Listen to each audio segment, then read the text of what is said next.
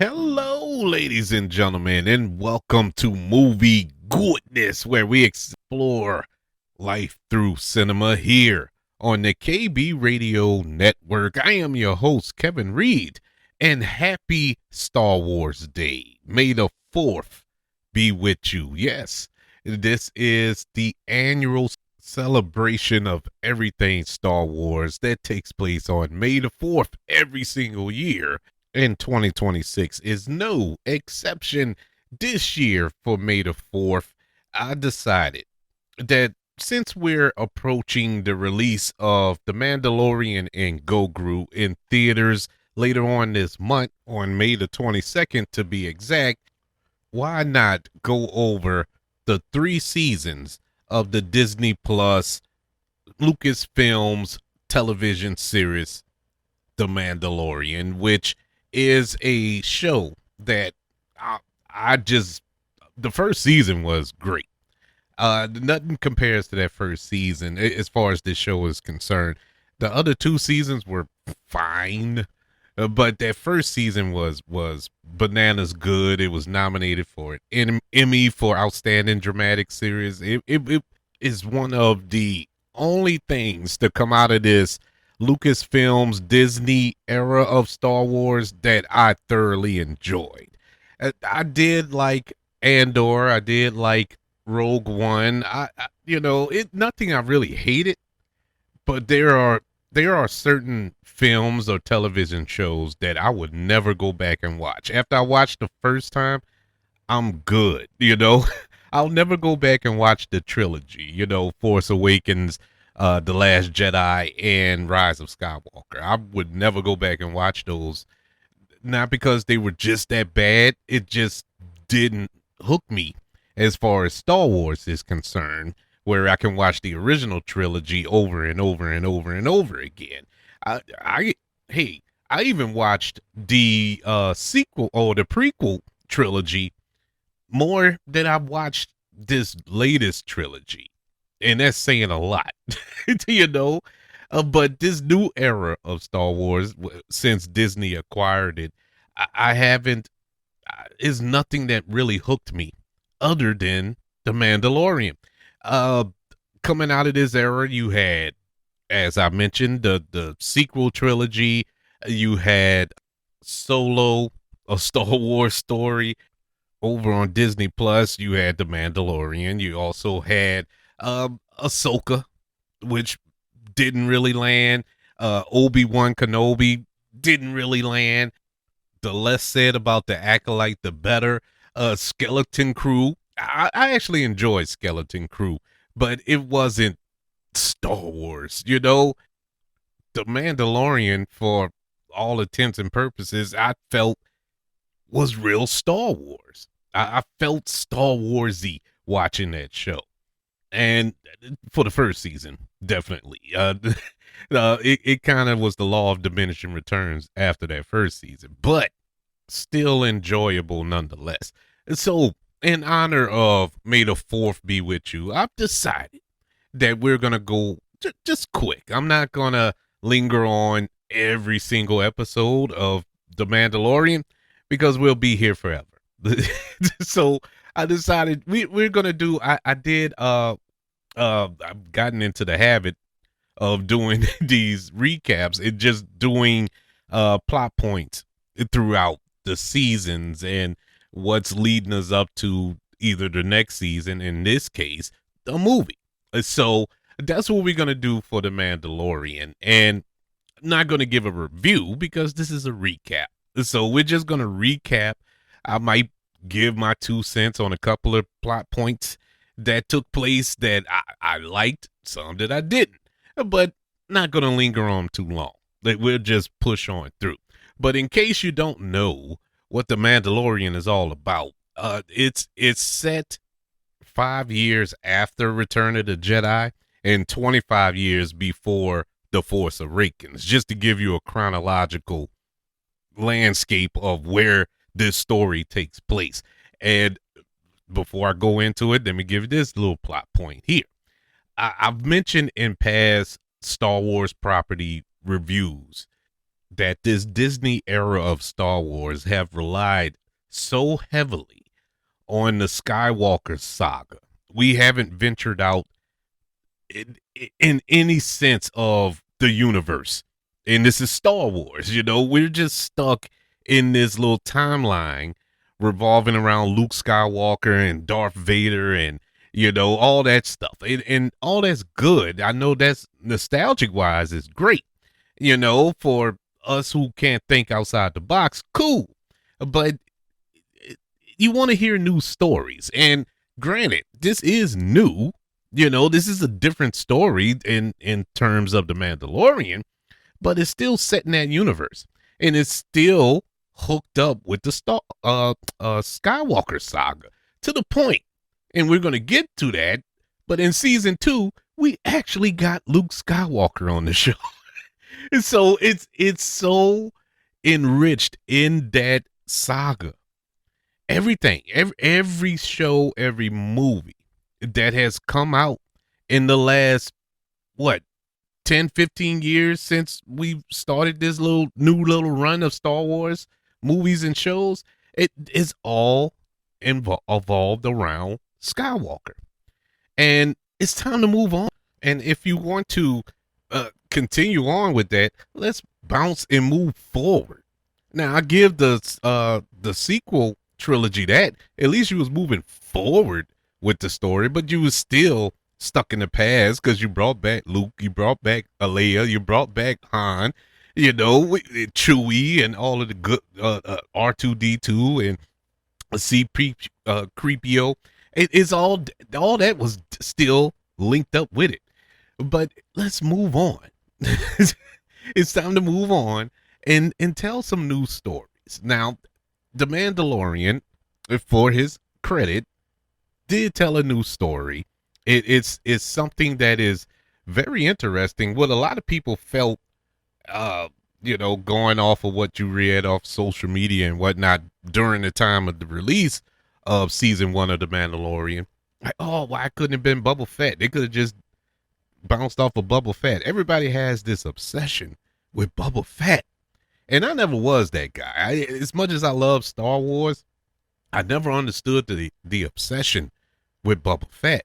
Now, yeah, I wanted to know more about him because we didn't get much of him in the first film. He barely spoke.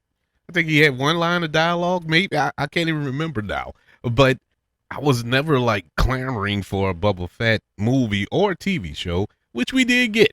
And I'm sure we all regret that. At least those of us who wanted a Boba Fett show. A show that was so bad. Or I'm not going to say bad.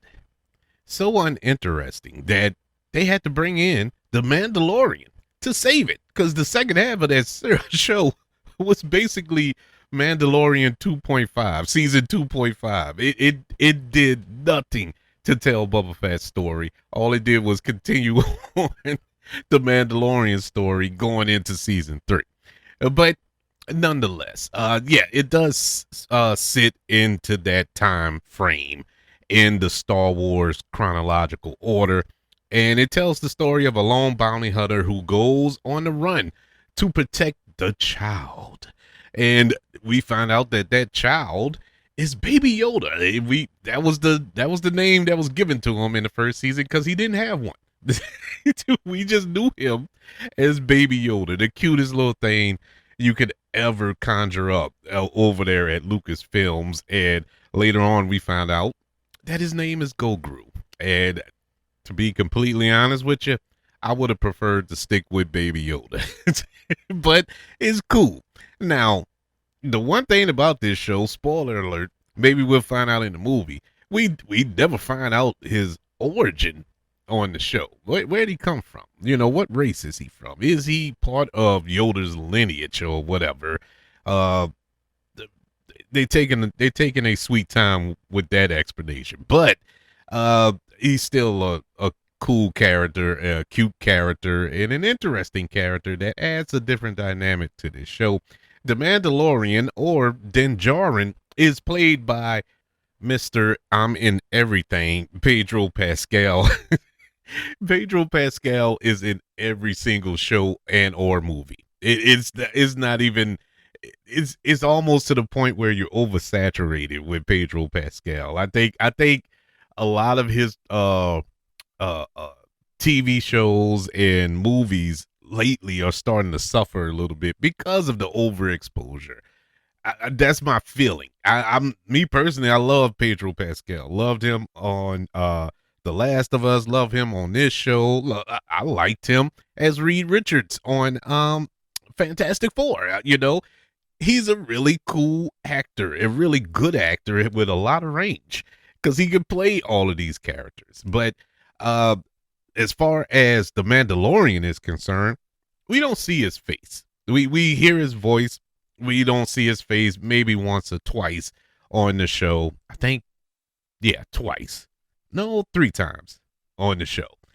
And that's it. That's because the Mandalorian, going by their religion, they can't remove their helmets. So that has led to a lot of speculation from fans of the show, fans of Star Wars, that Pedro Pascal is virtually just a voice actor. He's not really under the helmet and costume there on set. He's not live on set filming. He's more of a voice actor. Now, I'm more than certain that a lot of the actual Din Djarin that we see on the show is probably a stand-in or stunt performer. I'm sure. I'm pretty sure. But I think he does get in the suit. I think he is there on set more than what people think. At least that's my feeling. I could be wrong, which I'm wrong a lot. But I really believe that he's there more often than not. This show has a unique filming thing. It's on the volume. They call it the volume. It is filmed at Industrial Light and Magic. It's this thing that they call stagecraft technology that they created for the show. It's a 360-degree wall. It's basically the whole room of a video wall, and it creates the environments around you. So what you see, why it looks like these actors are actually in these environments, because they're filming on a set, is on a stage. They're not on location, of course, but it feels real, as opposed of being in front of a green screen, which at this point moviegoers have grown accustomed to and can spot it. We can spot green screen from a mile away, the fake backgrounds. But this new technology, even though you can kind of still spot it, but it's not as blatant as green screen. It looks more organic. And I do like the way it looked. Actually, I was blown away when I found out that that's what they do for the show. I thought they were shooting not the whole thing, but a couple of places on location. No, it's all within this studio. And one of the other great things about this show is, and a lot of other shows as well, it's not just The Mandalorian, but they use not only this new technology, but they use practical effects. A lot of practical effects on the show. I deeply appreciated it for that as well. I love in-camera effects. Season 1 premiered on November the 12th, 2019, believe it or not. 8 episodes releasing weekly on Disney Plus. Key moments in season 1. We start off with the mission. The mission in season 1, Din Djarin, he accepts a bounty from the client, who we find out to be Warner Hogsog, to retrieve this child. And it comes to find out it's a 50-year-old child, which is weird to say. it's strange to say 50-year-old child. But that child comes to be Baby Yoda, a.k.a. Grogu. So we go on this adventure of Mando, or Din Djarin. He goes and search for this child. He finds the child, and they create a bond. And so he delivers the child. He still has an oath, and that's one thing about Mandalorians. They stick to their oaths. And so he goes to deliver the child as instructed, even though he feels this bond. He leaves the child and immediately feels guilty and breaks out the child, who returns back to the Imperial facility where he's being held, breaks him out. Now we off on a run. He's being hunted. He travels the galaxy. He being Din Djarin with the child. Uh, Travels the galaxy to protect the child from other bounty hunters who have been commissioned to take down Mando and retrieve the child, and Moff Gideon, who is played by the great Giancarlo Esposito, and he is seeking the child for unspecific reasons. We don't know. Is unknown at this point why Moff Gideon is seeking out the child as well. Mando isn't alone though. He does have allies. He builds a team with Cara Dune, who is a former rebel stock trooper who is played by Gina Carano, who we ain't going to get into it here, but was unceremoniously let go from Lucasfilms and Disney due to her political views. Let's just say that. But Cara Dune, she's one of the allies. IG-11, which is a reprogrammed droid, is helping him out as well. And Kirill, who is repairing the Razor Crest, which is the Mandalorian ship. Kirill is one of my favorite characters on the show, because he is voiced by the great Nick Nolte, given that graggly, old, broken down voice with his catchphrase "I have spoken." It is money. Gone too soon, that character. But he is assisted. But we get to the end of this season, and unfortunately, Kirill and IG-11, they die in the battle when the Imperial forces on Navarro converge to take down the Mandalorian and retrieve the child. Din Djarin, he fights off Moff Gideon, and who reveals he has the dark saber, and officially becomes the guardian of the child after being tasked with finding his kind. So season 1 wraps up with Din Djarin leaving Navarro with the child, adapting a quote unquote "this is the way" mentality towards the child's safety and taking responsibility for finding the Jedi. And so a real good start to this season, or to this show. And it felt like at this point that Star Wars was back on track, man. It felt like this was what we needed as Star Wars fans. Just something that we can all get behind and cheer. And for the most part, I think the fandom did. I don't recall hearing any backlash towards season 1. People may go back now and feel it wasn't as good as I first thought, or something like that. I don't know. Like I say, I haven't heard any. I think collectively everybody enjoyed that first season of The Mandalorian, and so did I. So we move on to season 2. And in season 2, Din Djarin, his quest to reunite Grogu with the Jedi, travels through the galaxy. He teams up with some new allies this season. We get Bo-Katan, we get Boba Fett, we get Ahsoka in this season. They battle Moff Gideon, who seeks Grogu for his blood, ultimately resulting in, the biggest cameo of all time. Luke Skywalker pops up in season 2 and takes Grogu for training after Mando wins the dark saber. Key points in season 2: the search for the Jedi.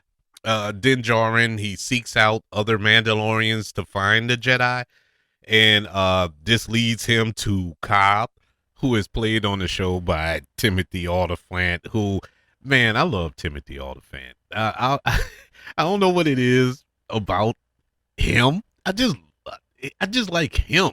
It's not one particular character that he ever played, whether it was on Justified or Hitman or whatever it is. I just like him.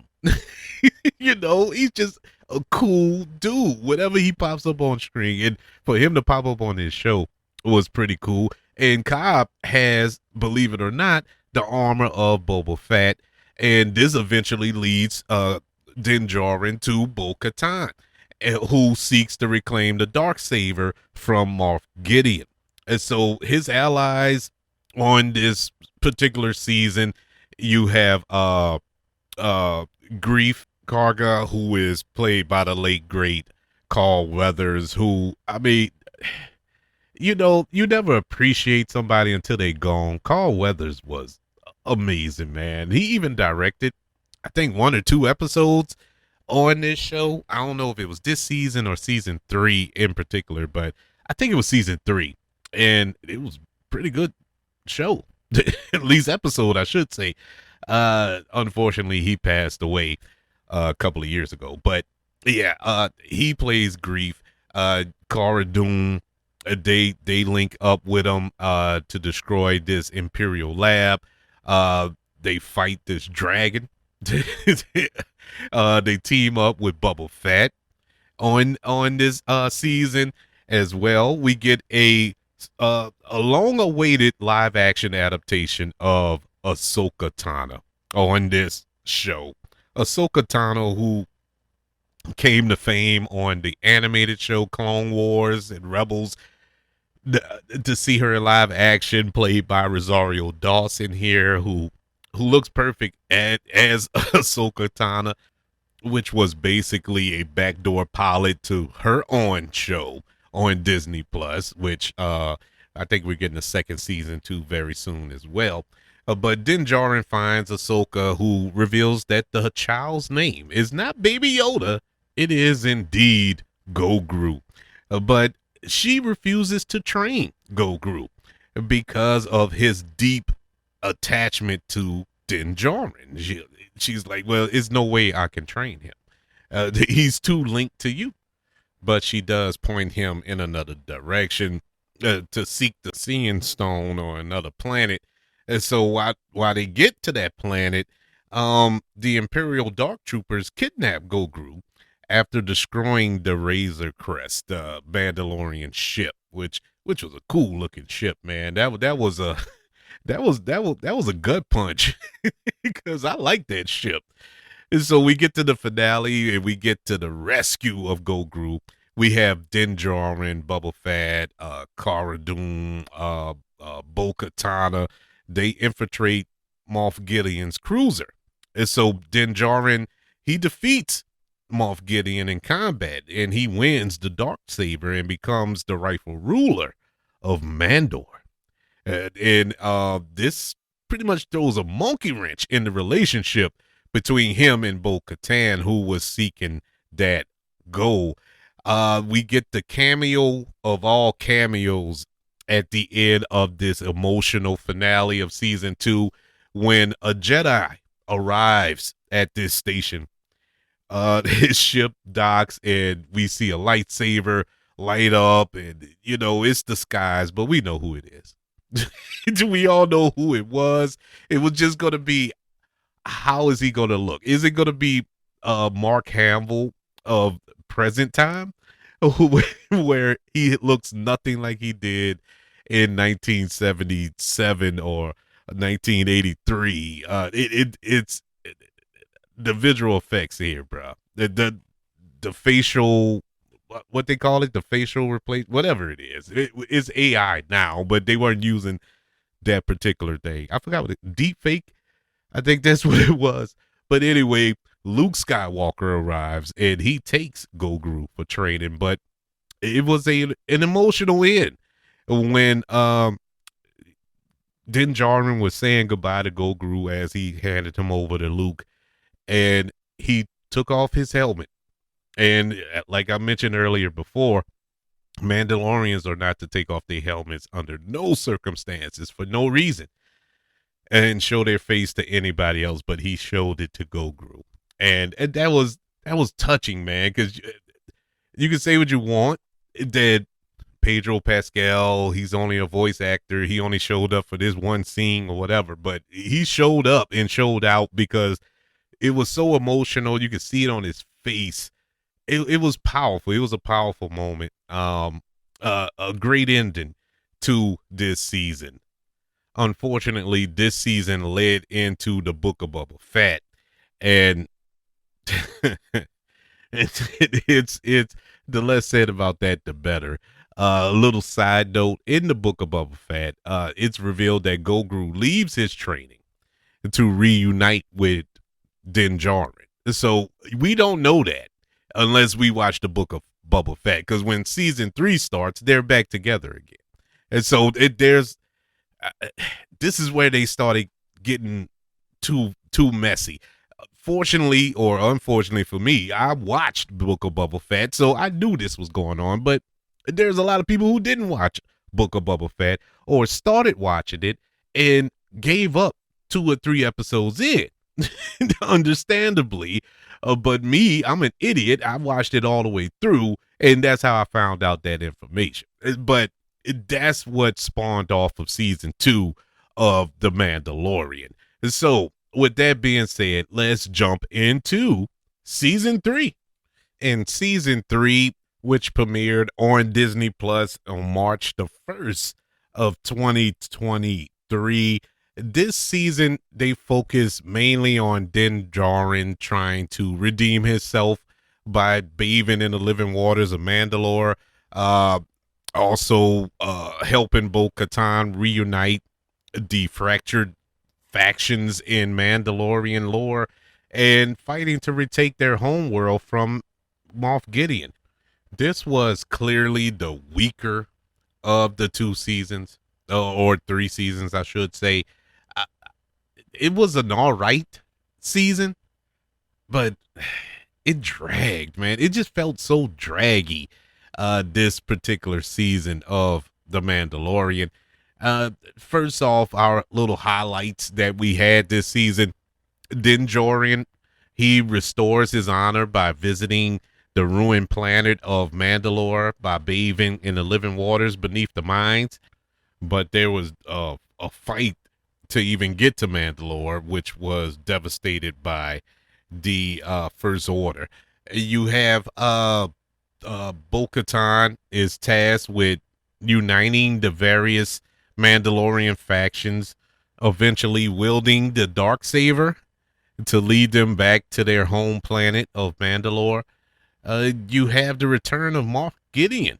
The season reveals Moff Gideon escaped custody, has been experimenting with cloning to create force-sensitive clones of himself, and is working with the Imperial Shadow Council.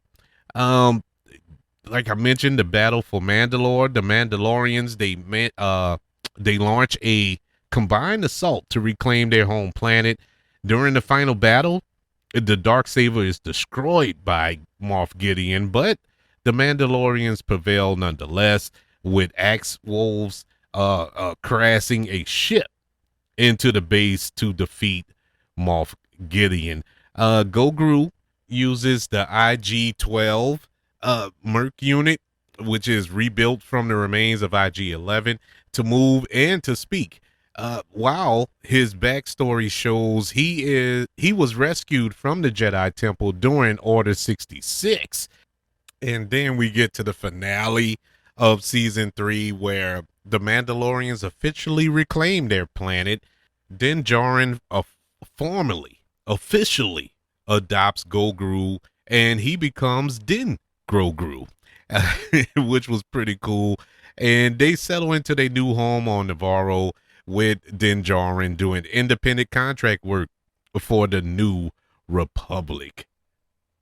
This season shifts from a lone wolf and cub story to a larger narrative about rebuilding culture and uniting for a common cause, and it features heavy Mandalorian focused lore and action throughout this season. I think the problem we have here, which it isn't a problem, but it is a problem, nonetheless, if that makes any sense, we we started off on this journey all the way back in season 1 that this was a uh lone wolf and cub story. And when we finally get to season 3, it became something bigger. They kind of abandoned their mission statement and went in a completely different direction, which is nothing wrong with that, but it didn't feel organic in a sense, at least to me. It felt like it was forced to kind of set up a bigger universe instead of just being disciplined and focused on telling a story that involves the Mandalorian and Baby Yoda, or the Mandalorian and Grogu, and follow them on their many adventures. But it turned into a soft launch into other Star Wars properties. We got soft launches to Ahsoka, soft launches into the Book of Boba Fett, soft launches into, I guess, in a way, a alleged Bo-Katan series that they're developing. So there's a possibility of that too. It was just a lot going on instead of this singular focus. Now, I'm all for telling a story in a bigger universe. Not to sound, I don't want to be accused of being a hypocrite, like I was saying earlier. Yes, you want to tell a story of a wider universe, but in this particular sense, I'm watching The Mandalorian. I didn't want to watch, you know, everybody else's story. I want to know the Mandalorian story. I want to know Din Djarin's story or Grogu's story, and that's it. That's it.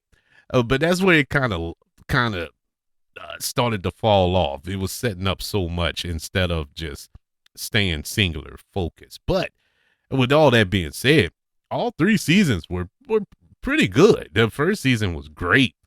The second season was good, and the third season was decent, and that's the best I can describe The Mandalorian in its totality.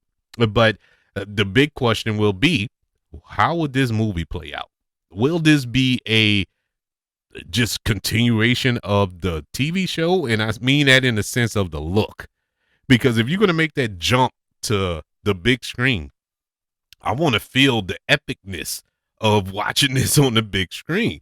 You know, I don't want to go to the movie, spend my hard-earned $15 or however much it is these days. I mean, because it feels like it goes up every week, every time I go to the go to the theater.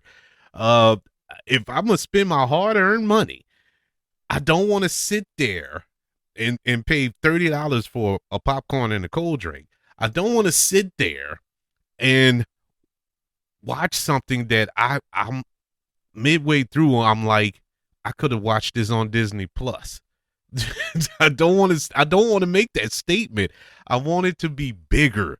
I want the stakes to be higher. I want it to be just scale wise some of the most gorgeous cinematography I've ever seen. We'll see. I mean, judging off the trailer, it looks promising to a sense, but that's only a 2.5 minute trailer. So I'm not ready to say, oh man, this is going to be great. No, I'm not to that point yet, but I am excited in the sense that we are getting a Star Wars film in theaters, something we haven't gotten in a long time. And you never miss something till it's gone, you know. you complain, we complained. I ain't gonna say you, but we complained about the content that Lucasfilms and Disney was putting out with these Star Wars films in this last few outings, and now we're not getting any. And it's like, wait, man, I need to see Star Wars on the big screen, and I'm excited to see it. And it's a good re-entry into the theatrical experience with Star Wars, with The Mandalorian. I think the most celebrated property they've put out in the last 15 years. Is so it's smart in that sense if we want to kind of not reboot, but you know, revitalize the fandom, and I'm all for it. I can't wait. I'm I'm just ready to get back in the theater. I've grown to love the theatrical experience, if I could talk. Uh, over the last few months, it came back because after COVID, it kind of left, and it just didn't have that feel. And then for about 3 years, 3 or 4 years after COVID, people just been staying away from theaters. And you go to the theater now to watch a movie, you might get 5, 6 people in the screen, at least for me, around me. I know theaters got to be packed, because there are movies that are making billions of dollars in the theater. So it's not like this is a common thing across the world, but I know in my area, a lot of people sparingly go to the theaters because it's so expensive. For one, it's expensive to go, and then the quality hasn't been that good. The movies haven't been great. Nothing event wise where you can run out and go. Everybody wants to go see it. Other than Barbie. That's the last thing I remember people going in droves, in groups to go see. Sinners too, because I remember going to see Sinners, and people were dressed up in old timey attire, and that was cool, man. I felt left out. I wanted to go find some old 1930s gar to put on, but nothing event wise like it used to be, and Star Wars is the most event movie going experience you can think of, man. It started it all. It started fandom. It started nerddom, geekdom. It is the birth of pop culture, Star Wars. And so welcome back in the theaters. The Mandalorian and Grogu will be in theaters on May the 22nd. I'll be there with bells on, baby. I can't wait. And hopefully this little rundown of the last 3 seasons of The Mandalorian will get you all caught up for the movie. You won't go and be lost. Like, what's going on here? Why are we here? And we probably still, and I've rewatched it for this show, and I probably still will have that same statement when we go see the movie. I don't know where they're going to pick up at in that movie, but I will be there to find out. I want to know, how are you celebrating May the 4th? Are you going to rewatch the original trilogy, or are you going to watch some Disney shows or whatever? Or are you just going to wait till the 22nd to go see The Mandalorian and Grogu? I would love to know. Email the show, kbradiopodcast@gmail.com. You can search for the show on all social media platforms. Just search for the KB Radio Network. Also, don't forget about YouTube. Subscribe to the KB Radio Network channel and like this video if you don't mind. Don't forget about the 5 stars, the reviews, and sharing this show if you're listening on Apple Podcasts, Spotify, iHeartRadio, wherever you are currently listening to Movie Goodness here on the KB Radio Network. Everybody, thank you for joining me for this recap of The Mandalorian seasons 1, 2, and 3. I want you all to know that I love you. Continue to love one another until we speak again. May the Force be with you.